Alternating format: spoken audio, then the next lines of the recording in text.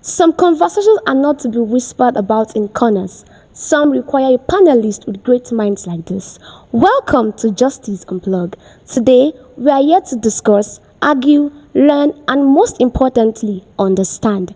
Today, the topic before us says, what should be the consequence of a law officer that arrests based on false accusation? And with me on these conversations are important people. We have great intellectuals here with me on this conversation. Can we meet you, please? All right. I am Tobiloba Ogunshakin, fondly known as fondly known as MPL, and I'm a law student in Obafemi Law University, and at the same time, I'm a transformational leader. Yeah. Okay. All right. Thank you very much. My name is Praise Oluwashun Oraiwi, popularly known as Is Praise, and I'm a graduate of English from Obafemi Law University, and yeah, I am passionate about leadership as well. Thank you. All right, thank you very much. My name is Ojokolo Peter Oluwadamilare, popularly referred to as Honorable Don. I am a poet and a student of English language as well. Thank you very much.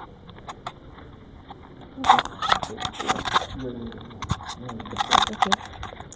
And I am your moderator. My name is Precious Adegoke, fondly called Dasiapel.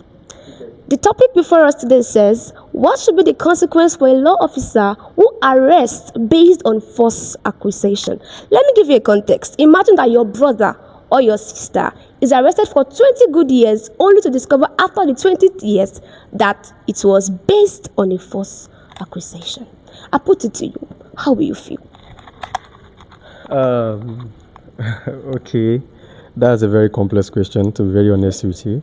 And we've seen different unfortunate events happen in our country, not just in our country, in every society in the world, whereby certain innocent individuals who are not guilty of any crime are falsely accused of a crime. And more unfortunate that the justice system existing in that particular society could not protect their innocence. So if you are asking how I would feel, I mean, definitely I'm not going to be okay with that. I mean, I will have to express my grievances about it, but at the same time, hopefully the justice system that exists in that particular society is adequate, because if the justice system is not adequate, there is nothing like justice. Every other thing that you just see will just be a perversion of the right outcome. So that is my take on that. So this question is directed to Mr. Peters.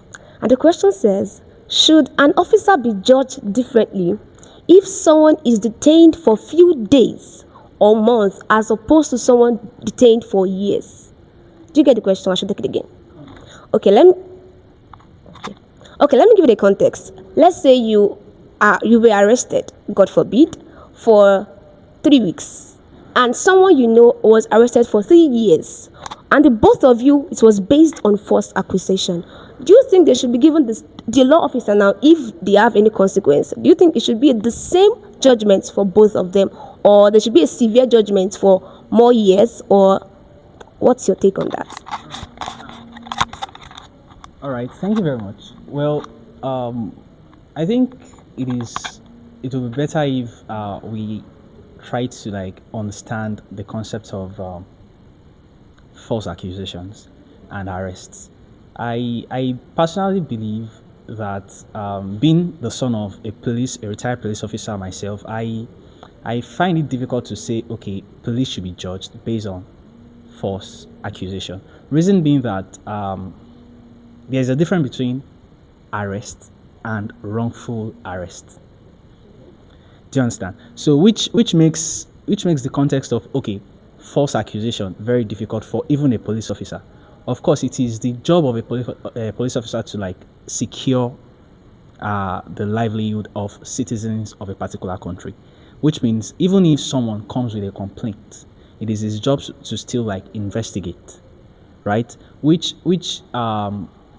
brings us to the point where you say you think, let's say, the police officer makes an arrest and then continues with the investigation, given some limited time, of course, right? So I think putting things like that into consideration will help us understand why a police officer should actually be judged or not for making an arrest based on false accusation. Yeah. In Nigeria, for instance, we have people who are detained. Like, you just carry the person from their workplace.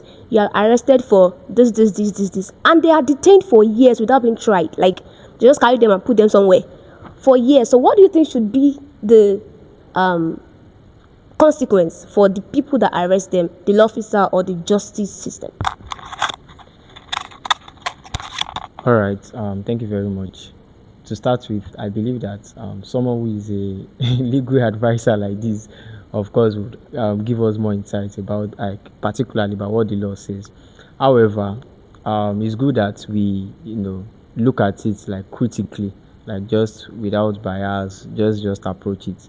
So, in the case that someone is detained and the person does not face a court trial, I believe that there should be a system, like I believe there is already a system, like for how long should someone be detained, when is the person supposed to face a court trial. It's a different thing if they are like the court proceedings is still on. Do you get what I mean? Like, that's quite different. Of course, some court proceedings, like, they can go on for a long time, and that is another issue on its own. However, it's a different thing for someone to be detained and then there is nothing at all. In that case, most likely we can somehow say that, to some extent, the negligence of the police officers in charge, or, like, because you detain someone, I believe that you should also have documentation so you can easily follow up. Do you get what I'm saying? So it's not the case that, because we understand that you want to wipe out criminals, but there should be a way that at least for every arrest, for every, like, arrest, detention, there should be a follow up.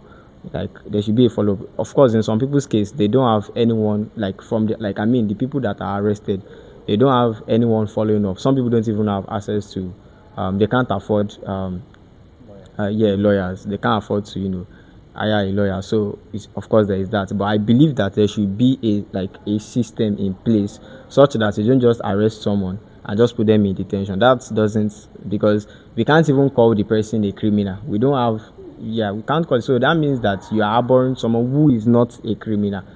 So, and that's funny in itself. Yeah, it's just a suspect. So you have to prove in court that he's actually a criminal, and he has to come and prove that whether he's a criminal or not, or whether he committed the crime or not, as the case may be. So I believe that will be where the issue will be, that what happens between detention to trial, like that chain. So, and I feel like it's that gap as well that we need to now look at, because truly I don't believe that it is perfect like current, because we have seen cases where some people eventually they die in detention. So there should be, it should be well catered for. And the fact that someone is still a suspect, the person still has fundamental human rights as well. So, and many times what even happens is that there are usually violation of those human rights. Eventually, because you also have to care about the person's well-being. Of course, it's a criminal anyway. And the fact that someone is a criminal, you believe that, like, in quotes, a suspect, so not like he's a criminal. So he or she might not even be a criminal. So, but for the fact that someone is a suspect, he still have fundamental human rights, and of course, many times too, it's usually violated in that case because someone is just in detention. Fundamental human rights says that you have rights to fair hearing. Now, you are not being had. You get, so I have to, even if perhaps in court you can claim guilty or not guilty. So even if perhaps you admit guilty, you still deserve to be heard, like, properly in court. So I believe that it's just that gap that needs to be fixed. Thank you. Thank you so much for that. So my question is related to you, Mr. Toby. From the perspective of a lawyer, do you think there is actually a system that specifically do you think there's a system that specifically says this is the duration of time that a person can be detained? Let's say the person is detained for like 3 weeks. The person can say, no, I'm out of here. Is there something that says that in law? Thank you very much for that question. And my noble panelists have said a lot about that. In fact, as a matter of fact, I was so impressed by their display of immense knowledge about it, even though they are not, practicing law. But the way they spoke, I mean, they were on the line actually, and I really found that impressive. All right. So, in Nigeria, there are constitutional provision and relevant laws that protect the fundamental human rights of every Nigerian, right? And if you check chapter four of the Constitution, you'll find all the fundamental human rights there, from section 33 to section 46. Every right from the right to life, the right to dignity of human person, the right to fair hearing, everything, you will find them there. So if you check precisely section 36 of the 1999 Constitution of the Federal Republic of Nigeria, you will find the right to fair hearing there. So what the provision of the section states is that anybody in determination of their civil right or obligation is brought before the court, they shall be entitled to a right to fair hearing.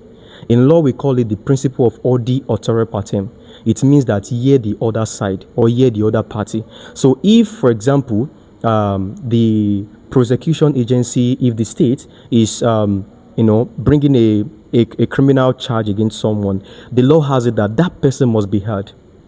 That person must be defended.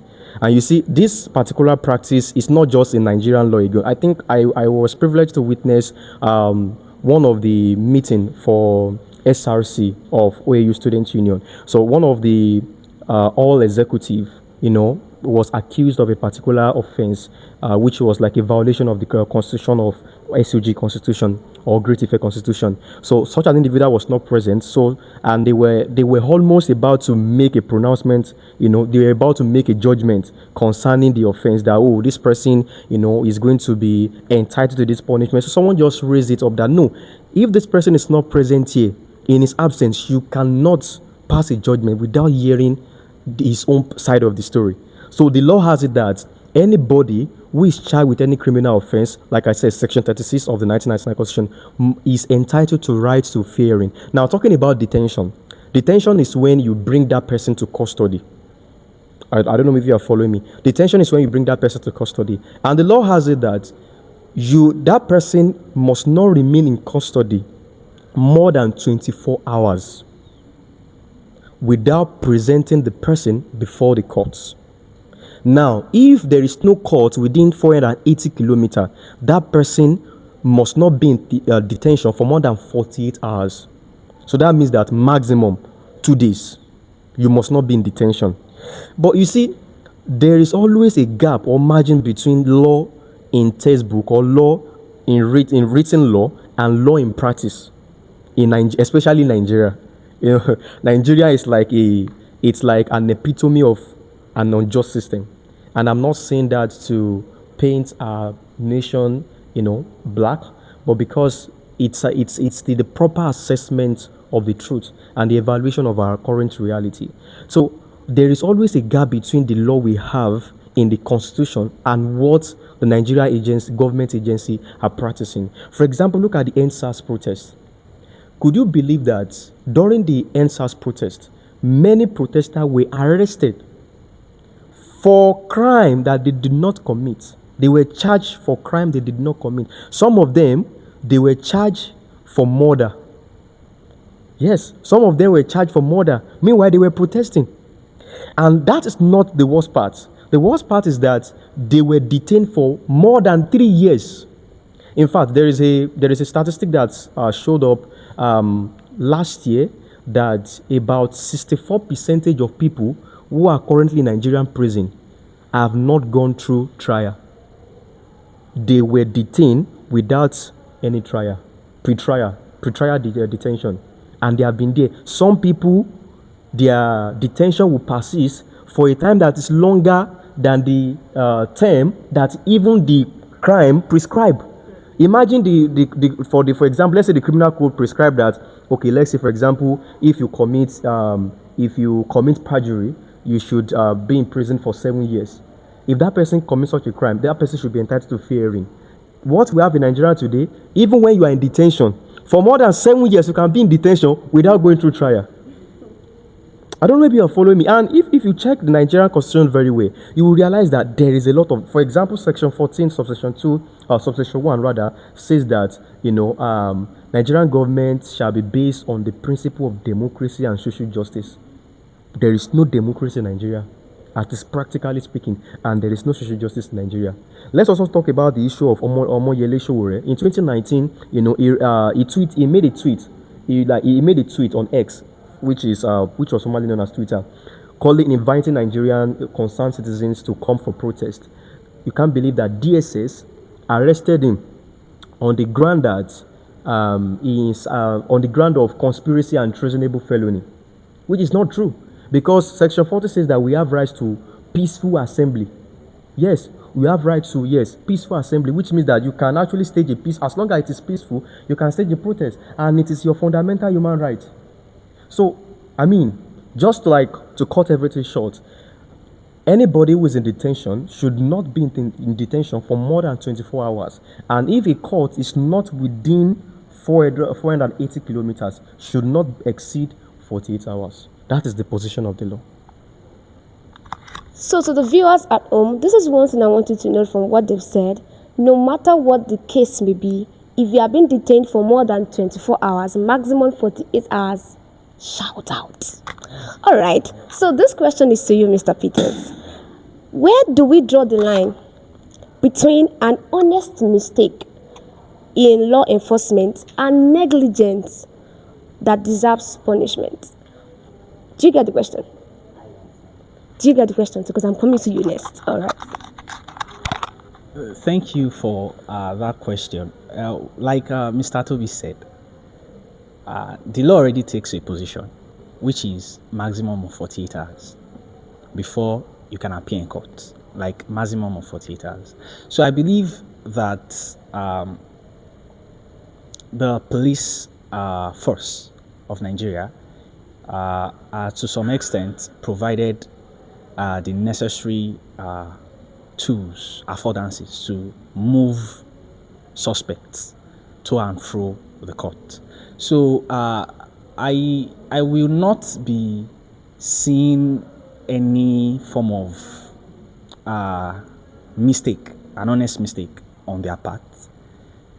If someone that has been suspected of committing a crime spends more than 48 hours, then it is unlawful, which means the officer or officers in charge should be tried for their negligence. So it is a question of negligence, not a mistake, when someone spends more than the required amount of time in detention. Thank you very much. Okay, thank you. Okay, I think I got what you said. I think I want to get the question like very well. You made mention of something like honest mistake. Alright, I said, where do we draw the line between an honest mistake in law enforcement and negligence that deserves punishment? Okay, so You said, what should be the consequence for a law officer who arrests someone based on false accusation? So you're saying that when they neglect someone there for more than 48 hours, according to the law, what should be maybe it's an honest mistake and they have to keep the person detained. What should be the consequence, or should there be a different consequence for that? Okay, so the reason why I said that is that you said honest mistake like in the law enforcement, because I believe that law enforcement goes beyond just detention. Like the process of law enforcement, detention is just a process. It's just part of the process. That is not all about law enforcement. So, and I also believe that it is just a process. I also believe that it is not only in detention that we have, in quotes, either honest mistake or negligence. You get what I'm saying? So I don't completely want to. Of course, I believe we've talked about detention aspect, and it's already clear that in the case where someone spends more than the time he or she is supposed to spend in detention, it is outrightly against the law. So, however, I think that there are also other cases aside detention where the law enforcement agents, the police officers, for example, where they actually do not act like in the confinement of the law, or maybe like what you now said, either is it an honest mistake, is it just a mistake, or is it just negligence? In that case, it is going to be funny because there are certain professions that, to some extent, you can't afford to either make a mistake or be negligent. I think there was a case of someone, a doctor that carried out a surgery and forgot a towel in he forget a towel in the body of the person. Yeah. So after long years, they finally found that towel. Of course, you know what that towel must have cost, very long ago.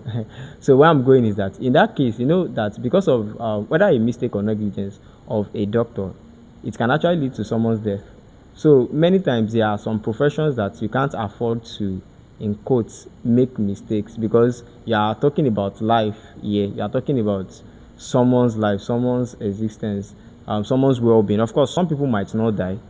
Do you get what I'm saying? But the effect it leaves on them, they might never remain the same. The reputation, some of them, Nigeria now, the stereotype. You can't even, in fact, detention, coming back from detention, not even trial. We already tag you as an ex-convict.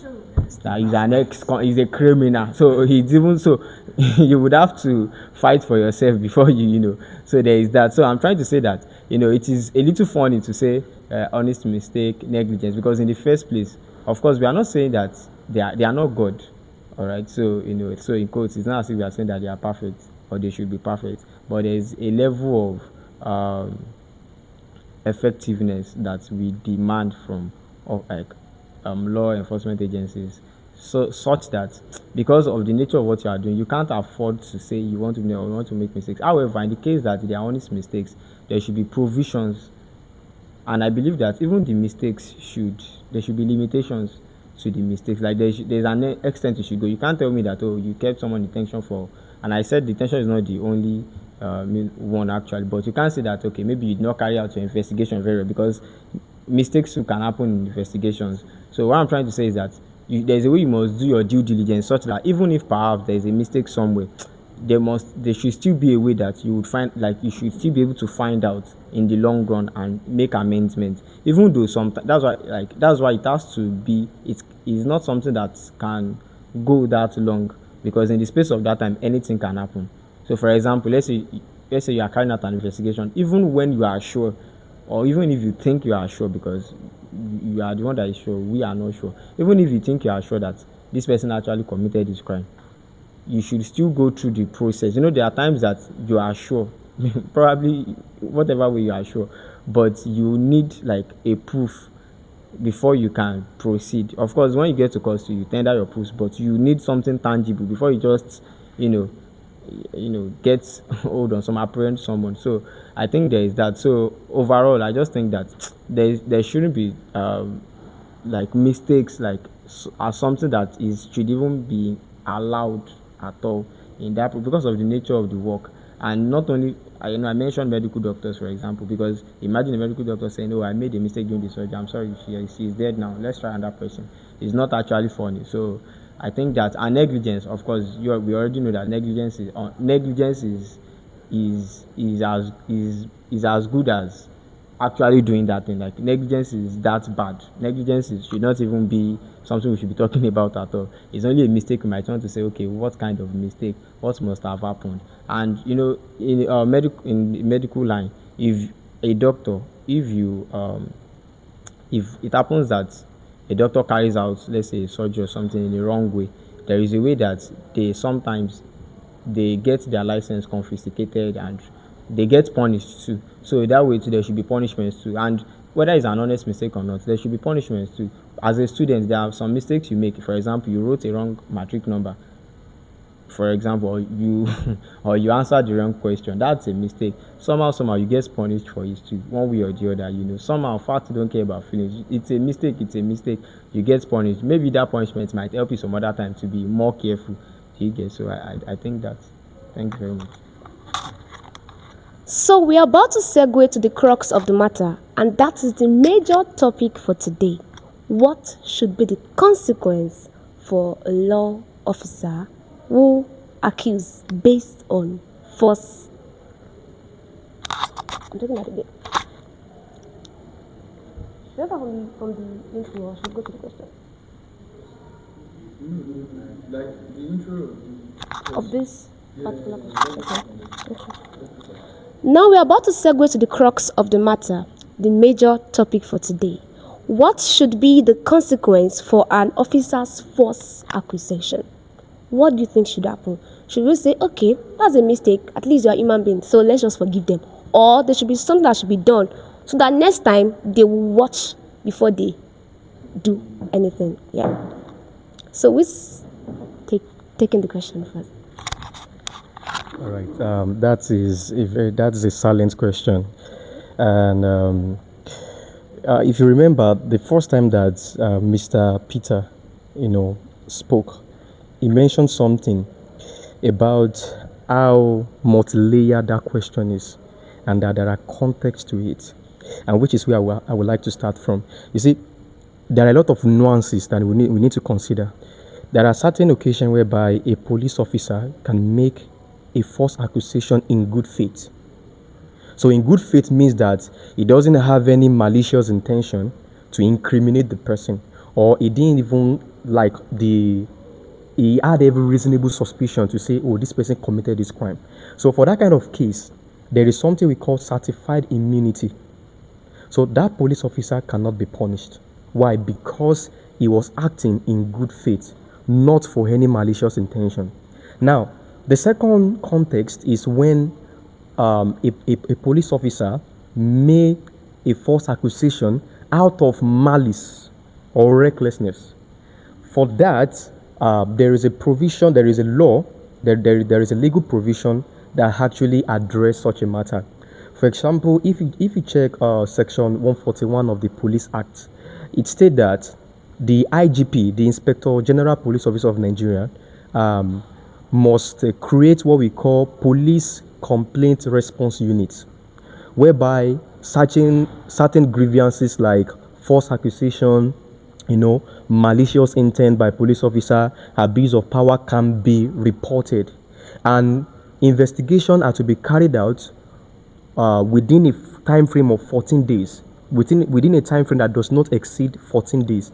And once the investigation has been carried out and they found the police officer guilty, an expedient punishment will be prescribed for the person, right? But it doesn't state explicitly what the punishment will be, but it will be in the discretion of the police force to, prescribe an expedient punishment for such a police officer. Meanwhile, the criminal code also talk about false accusation, because false accusation is actually a crime under the Nigerian law, right? So if you check section 125, yes, if I think section 125 of the criminal code, it states that anybody who make a false accusation against another person, depending on the term of that particular the term of imprisonment of that particular crime, such an individual will be entitled to 7 years imprisonment. But if the term of imprisonment is life imprisonment, like let's say for example that you accuse someone of murder, murder is life imprisonment. So if the crime that you are falsely accused of is like, for example, murder or armed robbery, the person who made the false accusation will be entitled to 14 years imprisonment. So the position of the law is clear.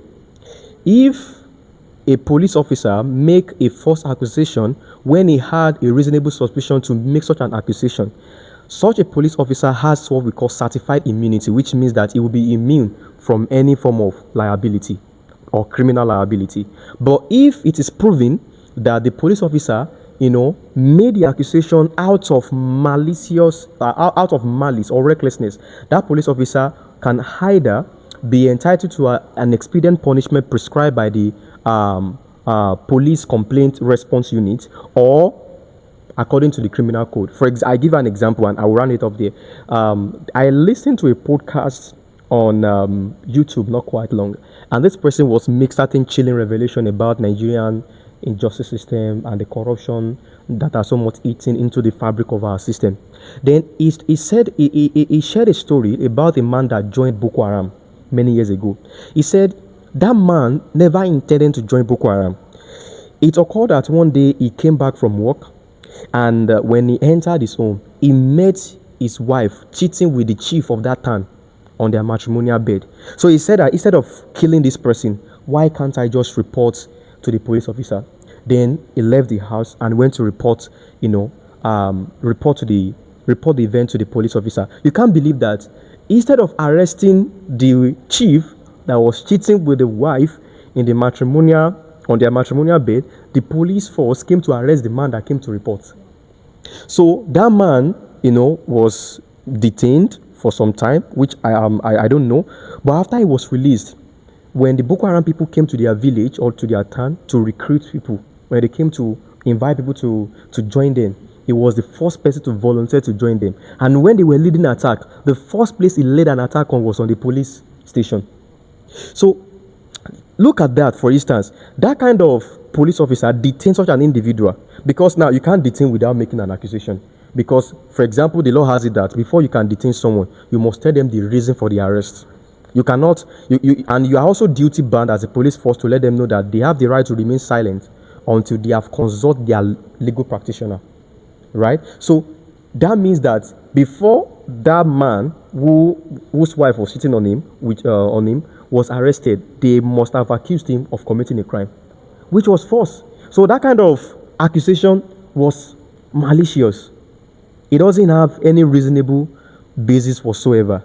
And, we have to ensure that occasions or eventualities like this or occurrences like this do not go without being punished.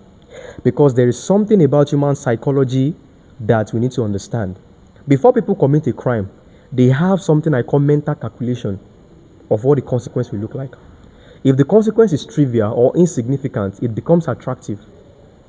It becomes, I can indulge this. Let me just, you understand? And over time, it creates permissiveness or dismissiveness, whereby people start treating law as unimportant, or they start trying to undermine legal provisions. I don't really understand. So if we leave them unpunished, we are rewarding them. Tacitly, we are rewarding them. And whatsoever you reward multiplies. So if it is out of good faith, if the false accusation was done in good faith, there is certified immunity. But if it is proven, or there is investigation, in the investigation carried out proved that that police officer carried out that for made the false accusation based on some mischievous interest or based on malicious intention, that police officer would be prosecuted and is entitled to certain punishment. So that's Thank you so much for that contribution. This is to the viewers at home. Just comment your response under this post. How do you think the law enforcement in Nigeria dispense their duty? Is it really based on malicious, you use the term there, malicious intent or good faith? Which one do you think is more prominent in the system of Nigeria justice? All right, so the next question here, it says that if a person, I think you mentioned something like that when you were giving your contribution, if a person loses their job, their reputation, their freedom, opportunities, like name it, just because they were wrongly arrested, what form of compensation do you think will be accurate for that kind of a person? I'll start from you because you mentioned something like that. Okay, so I think compensation in its very self is compensation, because it's just compensation. Compensation in its very self means it's not that thing. It is just a means of consolation. So to think about it, whatever you have lost it. So for example, within the space of that time, what if you've lost your life? How do you compensate your life? So how do you compensate a dead person? So the truth is that compensation is only a consolation. And I think that for the compensation aspect, of course, it depends on what the person has lost. So, but for example, for someone that loses his reputation, publicly there should be public exoneration that this person is free of all guilty charges. We have tried the person, we have found out that he's free of all guilty charges. So publicly, of course, that publicly we do, and it's just on record. But of course, there will still be places. That's why I said it's compensation. It's compensation. For some people, it is first about what they've had. Like regardless of whatever you tell them, is that thing they first had, they will not change their mind. So it's going to be very hard. And in the case of loss of job and all of those things, I think that it usually just depends on whatever it is that in quote the person seems to have lost. But I just believe that in compensation there are still some things that you can't compensate. For example, if the person fell into depression or the person is still suffering from the trauma, there is such a thing as post-trauma syndrome. If the person is still battling with all of that, I don't think you can compensate to the person. You can only help the person to get healing, therapy, and so that's just all I have to say. It depends on whatever it is you in quotes think the person have lost, but just understand that compensation cannot do complete justice. Like it will only try, but it is not as much as it should do. It can't. Whatever you have lost, you've lost it actually.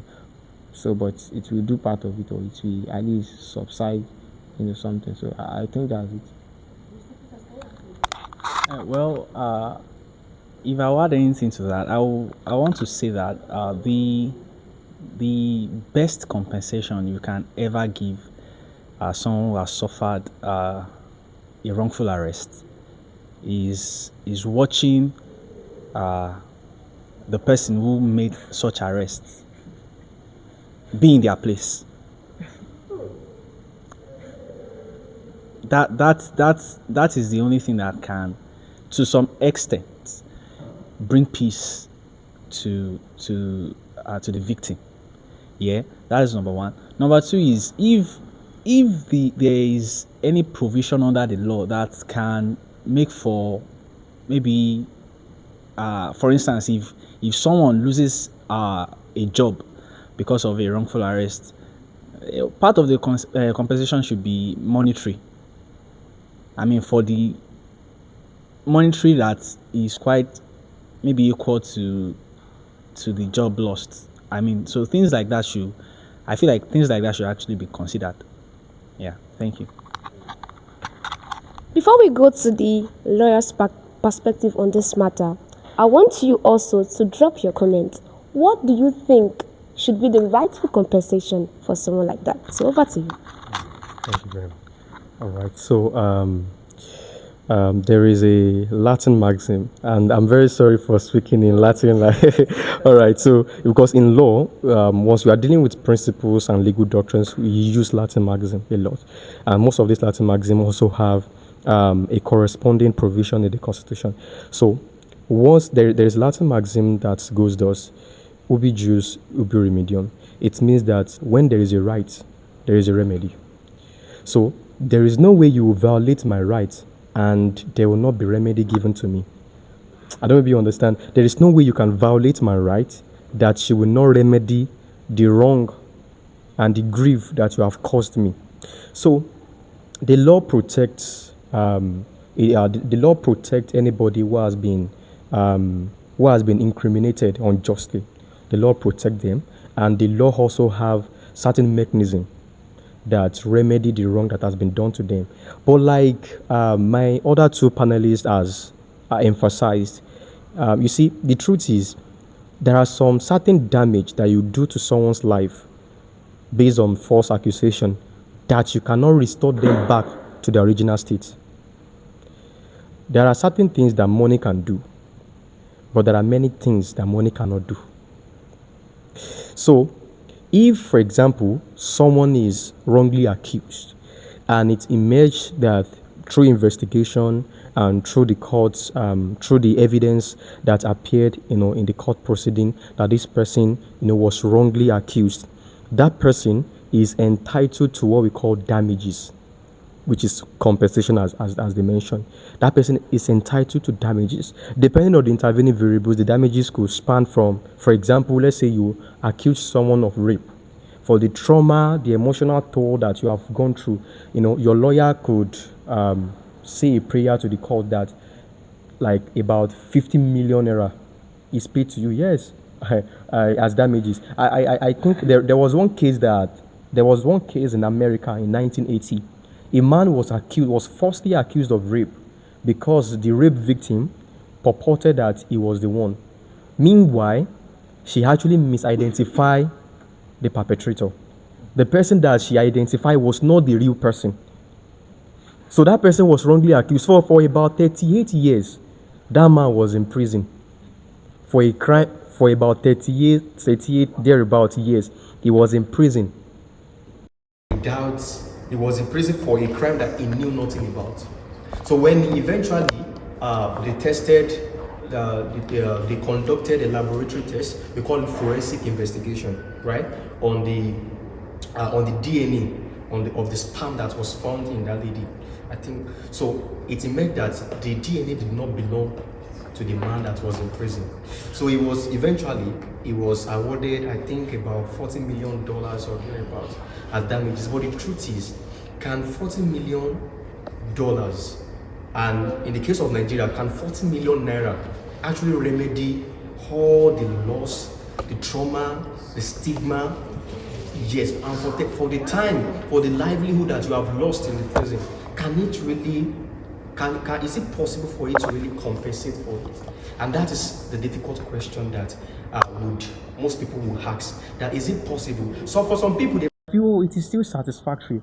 But for many others, for someone like me, ideally speaking, I don't think it suffices. I don't think it's satisfactory. Like he said something that might sound radical. But for me, I don't think it's radical.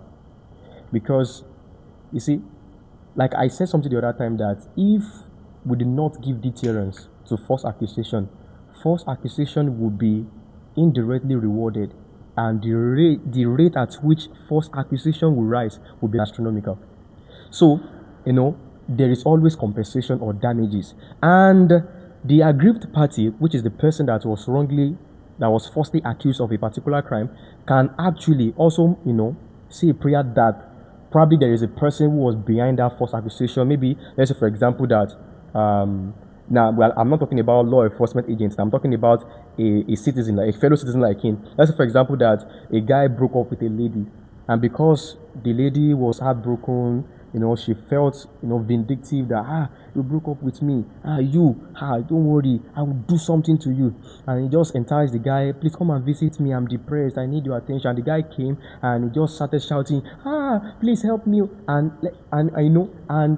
there is now, a criminal charge against him that, you raped this person and the lies. And now it emerged from the court evidence that this person did not actually rape her. And the evidence were not convincing beyond reasonable doubt that it actually happened. That kind of person can also say prayer that the person that caused him that trauma should also be jailed. Yes, it's very possible. It's very possible. So those are the remedy so when there is a right, the law also have a remedy in case that right is being violated. So that is the position of the law. Thank you so much for that. So the next question before me says, what can be done to reduce false accusation in Nigeria? I think you said something around that if there's nothing done about it, when the punishment is not trivial, anybody can just come from nowhere and say, yes, you were looking at me one kind and I died and my father got sick the following day, and the person responsible. So somebody can just come up from nowhere and create a sin. So what do you think should be the accurate thing that should be done to reduce false accusation, especially in Nigeria? Thank you very much. All right. So, like I said the other time, the cases of false accusation, are very, very high in a country like Nigeria, and not just in Nigeria. If I have to be very honest with ourselves, it's also prevalent in other societies around the world.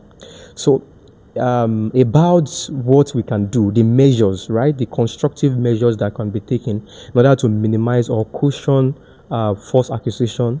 I would say first and foremost, the punishment that false accusation would attract should be should I say devastating now?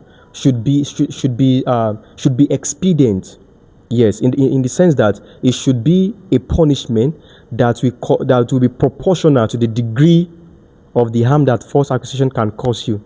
So, for example, if you look at false accusation, it causes a lot of adversity to someone's life. like the panelist said the other time, it can cause you stereotype, it can cause you stigma, it can cause you your livelihood, a lot of things, right? It can cause you a reputation. You have people that you were working with before, and now suddenly they are trying to discontinue their contract with you and their commercial relationship with you just because you were wrongly, not that you even did it. If you did it, they say maybe that is justifiable, but you didn't even do it. Now a lot of things will happen, even the ones that we cannot mention, that will be going on as internal struggle within that person, depression, trauma, and the other. So I believe that the punishment that we prescribe that is prescribed for false accusation should be proportional to the degree of harm that false accusation itself is causing people.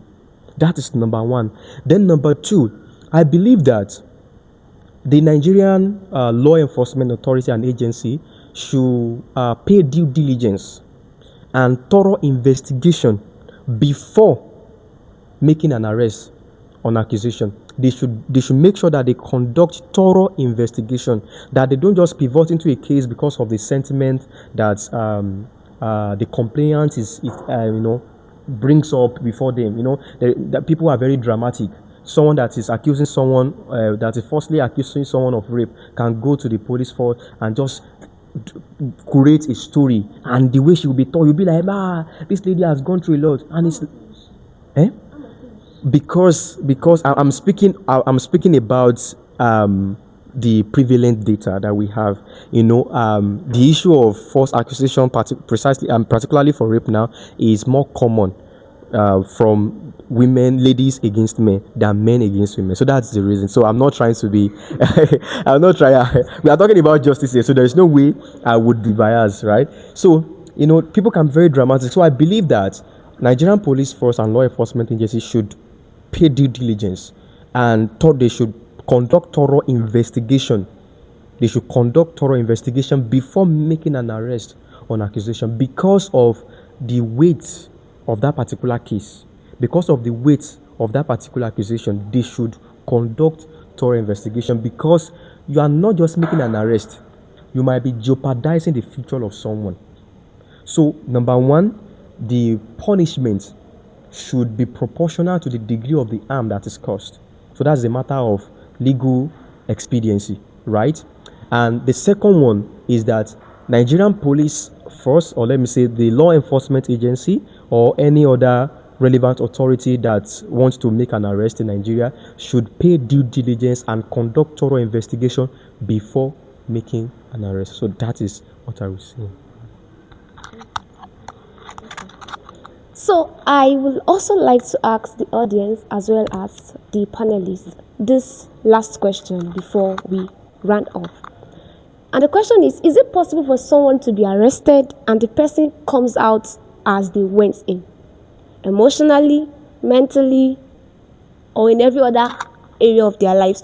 Like you said, they may be traumatized. Some person's relative can even maybe draw a gap between them. Leaving them to don't work with that person. What are you doing in their house? Don't go there again. Come back to my house. That kind of a thing. So what do you think is the idea behind that? Or let me rephrase it this way: that is it possible for someone to be arrested, either false or no false accusation, and come back the same way they went in?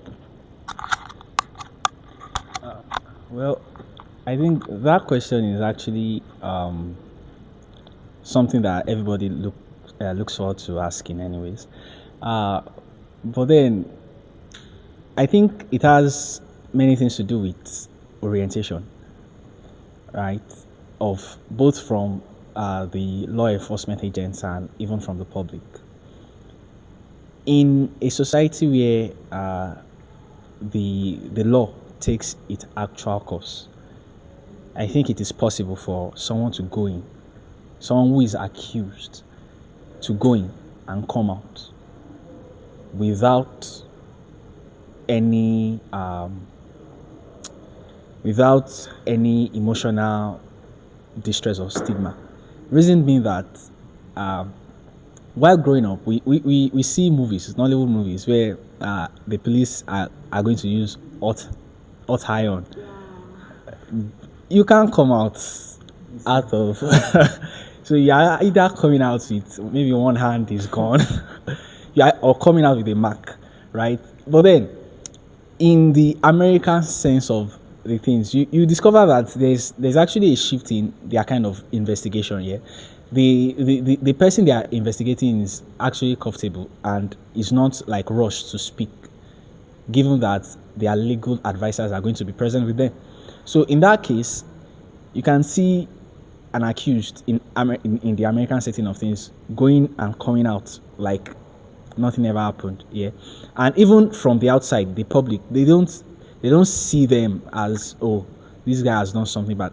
As long as you are free, or even if you are not, even if you have been found guilty and you have served your term, coming out to the society won't be like a big deal anymore. Like you have been punished for your mistake. So things like that, I think it's just orientation. The government of the day should do many things to reorient our police officers and the law enforcement agents and the public as well. So, and there's no reason to see someone who has been falsely accused in a bad sense, right? And I don't know. That's just what I have to say about it. Okay, so it will be for people that are falsely accused. I think that usually they will likely not come out the same way for one obvious reason, regardless of whichever setting. The reason is because you were falsely accused in the first place. So you know there is a way that human beings are emotional beings. So you would apparently you are going to feel emotional about it. You can't be happy that, oh, thank God I'm falsely accused. You can't. So of course there might now be the level to which you are emotional about it. You might be so emotional, you might just be emotional, but that you will not feel anything at all, I don't think it's really possible. However, in the case of people that are actually they are not falsely accused, like they are accused and it comes out to be true, and let's say they faced the punishment as well. Well, the what we have is in Nigeria, the name has been changed from prison to correctional centers. So ideally, it's a correctional center. So they just buy a win. Do you get what I'm saying? They just correct you. If you don't get that, don't worry, just forget about it. So they just correct you. So it's a correctional center. So you should not even come out the same way. How should you went in as a criminal, you came back as a criminal? No, you are supposed to come out as a better, responsible citizen. And like you said, it's about orientation. Because the truth is that, of course, no offense is there's no offense that is okay, like this offense is not bad, let's have it, no offense here. So but you know that ideally there are cases of footballers that they were detained and like arrested because of tax, not paying tax, popular ones, you know, the mercy people like that. It's not something that has not happened before. There was one that was even a rape case, Benjamin Mendy. Apparently they found out that the bulk of the cases were actually false.